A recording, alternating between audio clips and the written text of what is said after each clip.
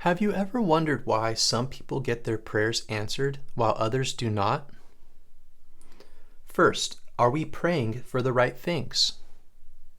James 4:3 reads, "Ye ask and receive not, because ye ask amiss, that ye may consume it upon your lusts." If we are asking for things that will edify our lust of the flesh and the lust of our eyes, we are not asking for the right things. What about if we ask for the things that could edify our spirit and/or the kingdom of God? Does that automatically mean we will get our prayers answered? Let's look together at the verses that mention prayer and compile a list of attributes that will help aid in our prayers being heard and more likely answered. Verse 1. Yahweh is far from the wicked, but he heareth the prayer of the righteous. Yah hears the prayers of the righteous. Verse 2. And whatsoever we ask, we receive of him, because we keep his commandments and do those things that are pleasing in his sight.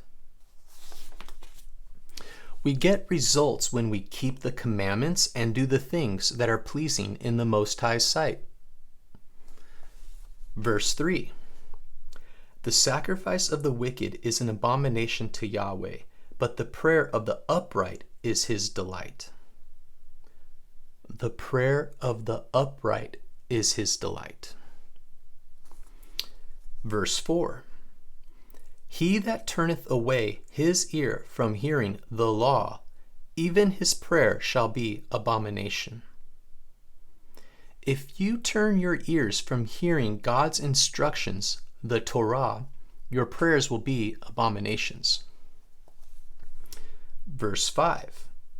The effectual fervent prayer of a righteous man availeth much.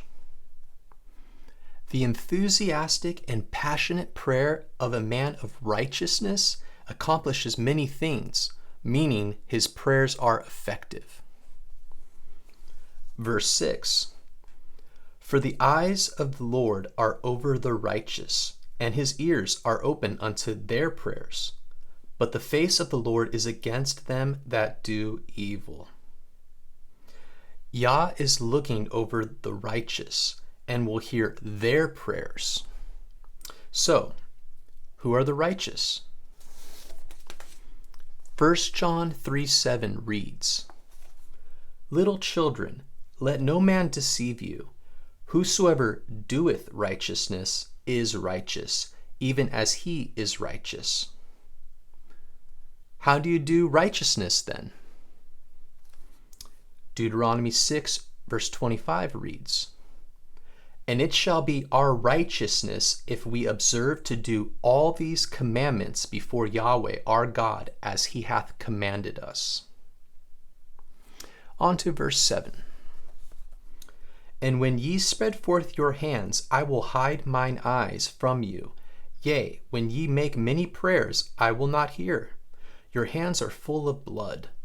Wash you, make you clean. Put away the evil of your doings from before mine eyes.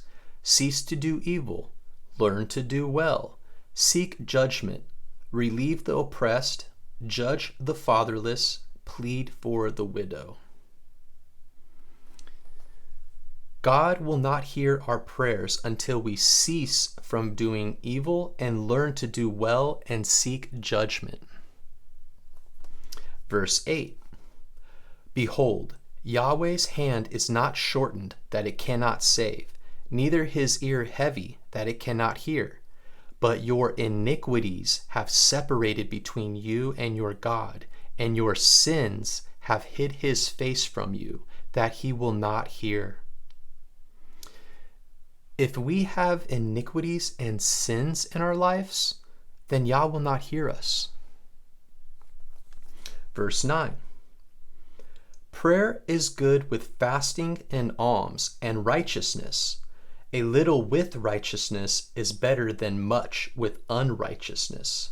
It is better to give alms than to lay up gold. Prayer is more effective with fasting, giving charity and doing acts of righteousness. Verse 10. He that serveth Yahweh shall be accepted with favor, and his prayer shall reach unto the clouds. If you are serving Yah and doing his will in the earth, your prayers will be heard. Here is a list of these 10 extrapolations I gathered together.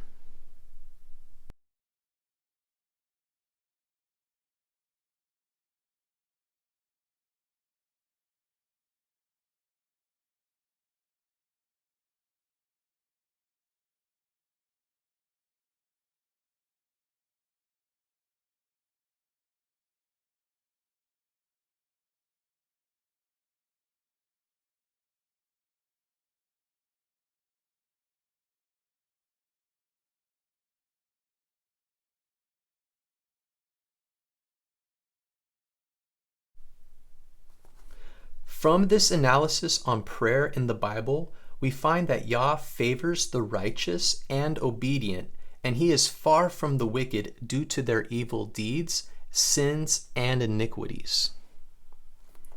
If you are living a life of sin and iniquity, or if you think God's commandments have been nailed to the cross and you are free to live however you like, then the first prayers you should be focusing on are asking for forgiveness, help, and guidance to begin walking a path of sanctification.